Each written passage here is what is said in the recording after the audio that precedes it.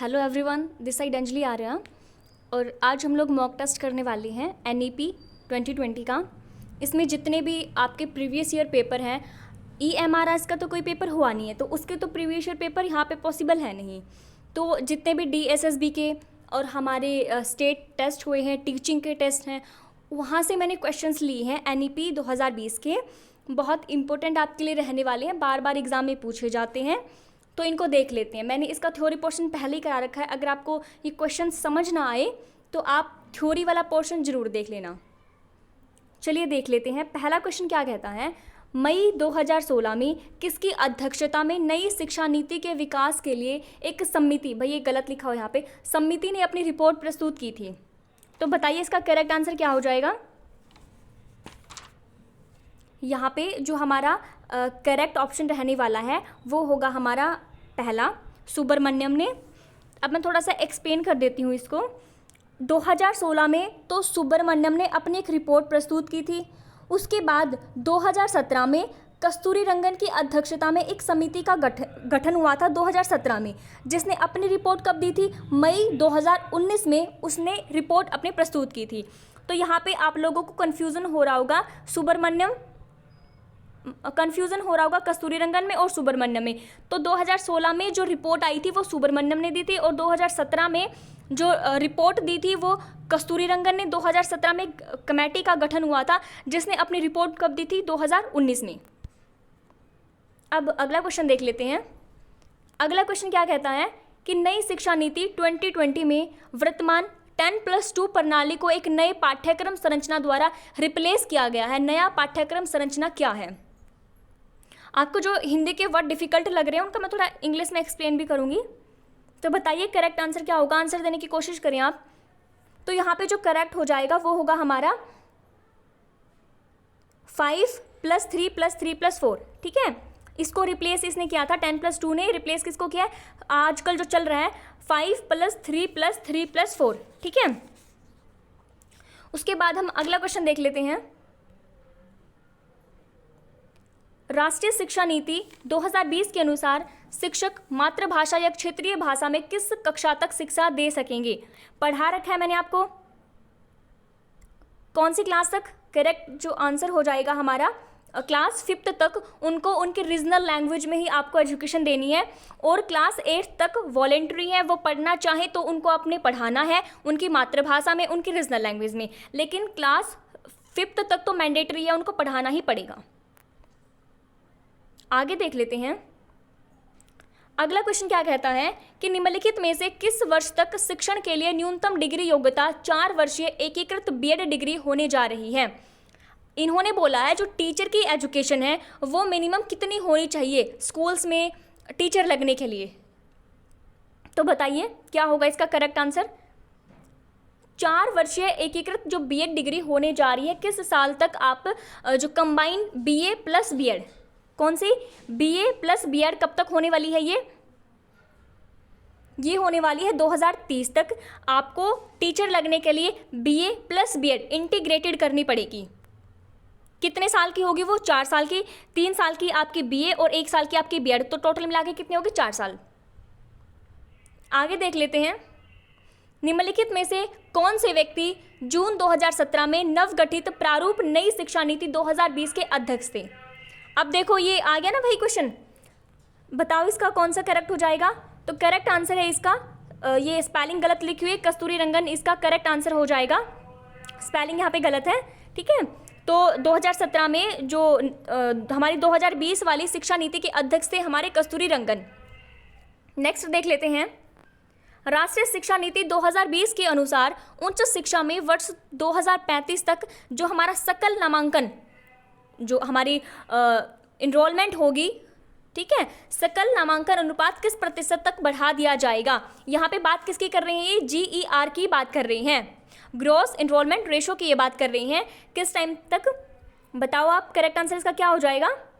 2020 में उच्च शिक्षा की उन्होंने बात करी है, 2035 तक सकल नामांकन अनुपात कितने प्रतिशत तक बढ़ाना है, 50% तक बढ़ाना है। और 2030 तक कितना, 100% तक बढ़ाना है। किसका बढ़ाना है, प्राइमरी के जो बच्चे हैं उनका।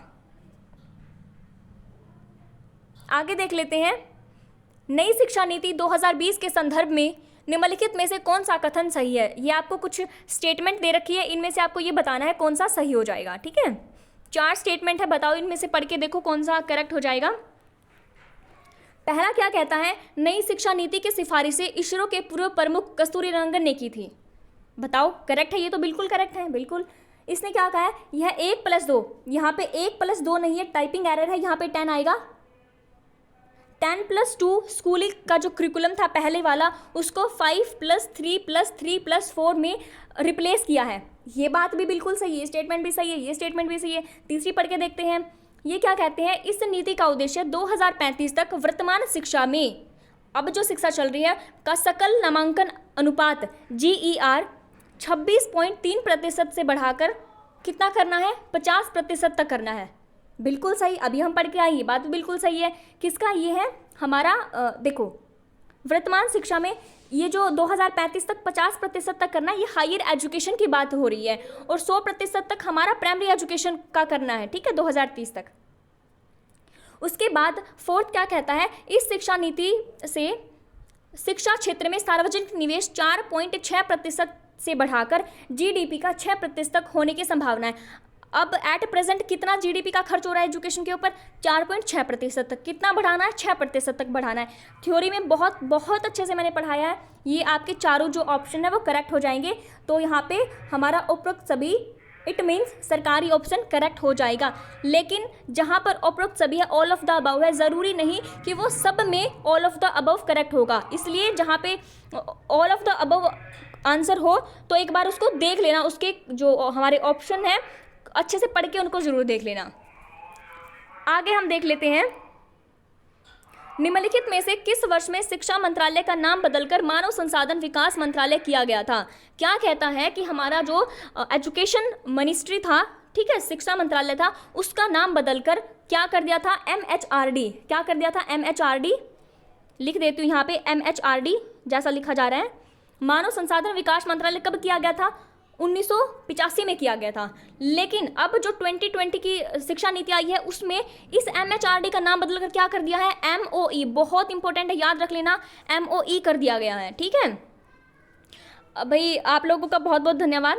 आप लोगों की वजह से आज हमारे जो सब्सक्राइबर है वो 130 हो गए हैं, तो आप लोगों के सहयोग से आपका बहुत बहुत धन्यवाद। आगे हम देख लेते हैं, ऐसे आप लोग सब्सक्राइब करते हो तो मेरे को मोटिवेशन मिलता है आगे और वीडियोस बनाने का, पढ़ाने का, है ना।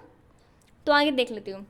आगे क्या कहता है कि नई UG शिक्षा धारा में कई प्रविष्ट और निकास विकल्पों के संबंध में निम्नलिखित में से कौन सी एजेंसी सही ढंग से मेल नहीं खाती है।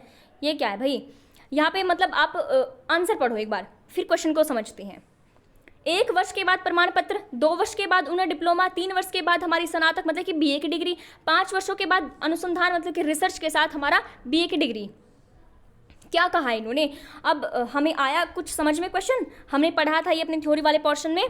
तो इन्होंने बोला है कि जो ये नीचे दिए गए हैं ना, इनमें से कौन सा मेल खाता है जो हमारी NEP 2020 आई है।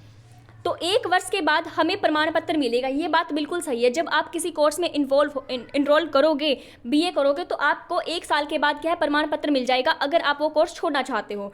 2 साल के बाद आपको डिप्लोमा मिल जाएगा, ठीक है। 3 साल के बाद आपको किसकी, स्नातक की BA की डिग्री मिल जाएगी। उसके बाद 5 सालों के बाद, अगर आप 5 साल के बाद वो कोर्स अपना कंप्लीट कर लेते हो तो उसके साथ आपको रिसर्च के साथ स्नातक की डिग्री मिल जाएगी। यहाँ पे नहीं, गलत है। यहाँ पे 5 वर्ष नहीं आएंगे, यहाँ पे 4 साल आएंगे। क्या आएंगे, 4 साल के बाद आपको अनुसंधान के साथ स्नातक की डिग्री मिल जाएगी, ठीक है। यहाँ पे मेल नहीं खाता, मतलब कि इसका जो गलत आंसर इसमें से वो हमने बताना है, तो इसका जो गलत हो जाएगा वो हो जाएगा ऑप्शन नंबर D। यहाँ पे क्या है, करेक्ट आंसर क्या हो जाएगा, ऑप्शन नंबर D, ठीक है। नेक्स्ट देख लेते हैं, ये क्या कहता है, निम्नलिखित में से किस वर्ष में शिक्षा मंत्रालय का नाम बदलकर मानव संसाधन विकास मंत्रालय किया गया था। रिपीट हो गया ये क्वेश्चन, लेकिन आपको पता है कब हुआ था, 1985 में हुआ था। लेकिन अब क्या नाम है इसका, MOE है, मिनिस्ट्री ऑफ एजुकेशन है। आगे देख लेते हैं, आगे क्या कहता है क्वेश्चन, नई UG शिक्षा धारा में कई प्रविष्ट और निकास विकल्पों के संबंध में निम्नलिखित में से कौन सी एजेंसी सही ढंग से मेल नहीं खाती है। ये भी रिपीट हो गया, आगे देख लेते हैं। हाँ, ये क्वेश्चन क्या कहता है, नई शिक्षा नीति 2020 के अनुसार राष्ट्रीय एकीकरण शिक्षा समिति की स्थापना की जाएगी। स्कूलों में व्यावसायिक शिक्षा किस ग्रेड से शुरू होगी, जिसमें इंटर्नशिप भी शामिल है। पढ़ा था थ्योरी वाले पोर्शन में, समझाने की इतनी ज़रूरत नहीं है। तो क्या कहता है ये कि जो वोकेशनल एजुकेशन है स्कूलों में किस ग्रेड, मतलब ग्रेड का यहाँ पे मतलब है क्लास है, किस क्लास से वोकेशनल एजुकेशन बच्चों को दे दी जाएगी और उसके साथ इंटर्नशिप भी दी जाएगी। कौन सी क्लास है वो, क्लास नंबर 6 है। 6th क्लास से बच्चों को वोकेशनल एजुकेशन प्लस उनको इंटर्नशिप भी दे दी जाएगी। आगे क्या कहता है, निम्नलिखित में से कौन सी एजेंसी स्कूल शिक्षा NCFSE 2020 और 21 के लिए राष्ट्रीय पाठ्यचर्या की रूपरेखा विकसित करेगी। स्कूल के लिए जो बुक वगैरह बनाते हैं वो कौन बनाते हैं, आप लोगों को बहुत अच्छे से पता है स्कूल के लिए बुक कौन बनाती है, NCERT। देख लो इसमें NCERT कहाँ पे लिखा हुआ है, NCERT ये लिखा हुआ है। AICTE क्या करती है, टेक्निकल जो एजुकेशन है उनको देखती है, ये टेक्निकल एजुकेशन को हैंडल करती है ये, ठीक है। आपके जो पॉलिटेक्निकल वगैरह है उनको ये देखती है। उसके बाद है IIT और NIT, ठीक है। उसके बाद है NCTE किसको देखती है, TE लिखा हुआ है तो किसको देखेगी, टीचर्स एजुकेशन को देखेगी। बहुत अच्छे से पढ़ाया मैंने आपको। हम एक रिवीजन, जो क्विक रिवीजन वाली क्लास भी ले लेंगे 2020 के ऊपर, क्योंकि बहुत इंपॉर्टेंट आपका टॉपिक है, बिल्कुल मतलब अलग से सिलेबस में मेंशन भी किया गया है इसको। तो अगला क्वेश्चन क्या कहता है, नई शिक्षा नीति 2020 के निम्नलिखित में से कौन से कथन पूर्व विद्यालय के से माध्यमिक शिक्षा स्तर तक शिक्षा के सार्वभौमिकरण के लिए लागू किए जाते हैं। बताओ क्या कहता है ये, 2030 तक स्कूली शिक्षा, मतलब कि स्कूली शिक्षा में 100% तक हमारी GER का अनुपात लेके जाना है। बिल्कुल सही बात कहता है, 2030 तक लेके जाना है, ठीक है। तो अगला कहता है 2025 तक उच्च शिक्षा मतलब कि हायर एजुकेशन में 50% सकल नामांकन अनुपात। गलत कहता है, क्यों? एक तो 2025 नहीं है, क्या है, 2035 है। क्या है भाई, 2035 है, ठीक है। और 2035 तक हायर एजुकेशन में 50% तक लेके जाना। अगर यहाँ पे 2035 होता तो बिल्कुल ठीक होता।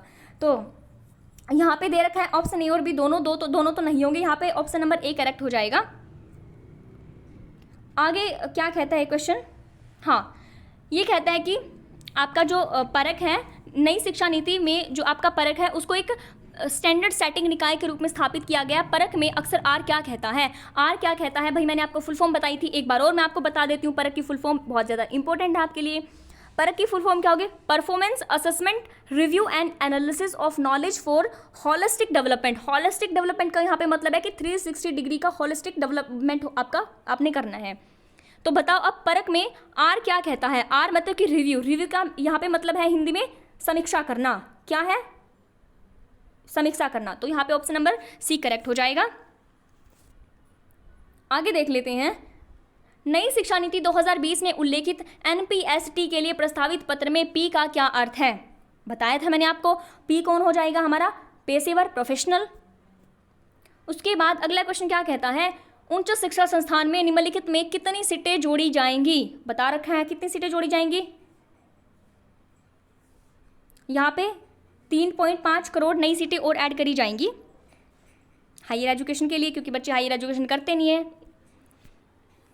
अगला क्वेश्चन क्या कहता है, भारतीय उच्चतर शिक्षा आयोग जो पूरे उच्च शिक्षा के लिए एक ही अतिव्यापी छतरी, मतलब कि पूरे जो हायर एजुकेशन में जितने भी आपके कोर्सेज हैं ना उनके लिए एक ही निकाय आपका बना दिया गया है, उसमें कौन सा शामिल नहीं है, कौन सा शामिल नहीं है आपका, बताओ करेक्ट आंसर क्या हो जाएगा। यहाँ पे करेक्ट जो आंसर है वो आंसर नंबर 1 है। क्यों है, क्योंकि आपकी जो चिकित्सा है, आपकी मेडिकल है और आपकी लॉ वाली शिक्षा है उसको यहाँ पे एड ऑन नहीं किया गया है, और सारे के सारे जो इंजीनियरिंग है, मैनेजमेंट है, उन सबको यहाँ पे शामिल किया गया है। अगला क्वेश्चन क्या कहता है, कितने वर्षों में महाविद्यालयों की चरणबद्ध संबद्धता, यहाँ पे एफिलिएशन की बात की गई है, कितने वर्षों में हमने एफिलिएशन को समाप्त कर देना है। 15 साल, मतलब कि 2035 तक हमने कॉलेजेस की एफिलिएशन यूनिवर्सिटी से ख़त्म कर देनी है। ये थे हमारे कुछ क्वेश्चन NEP 2020 से रिलेटेड। अगर आपको वीडियो अच्छी लगी है तो लाइक करें, शेयर करें, सब्सक्राइब करें, ताकि मेरे को भी मोटिवेशन मिले पढ़ाने का। Thank you, thanks for watching.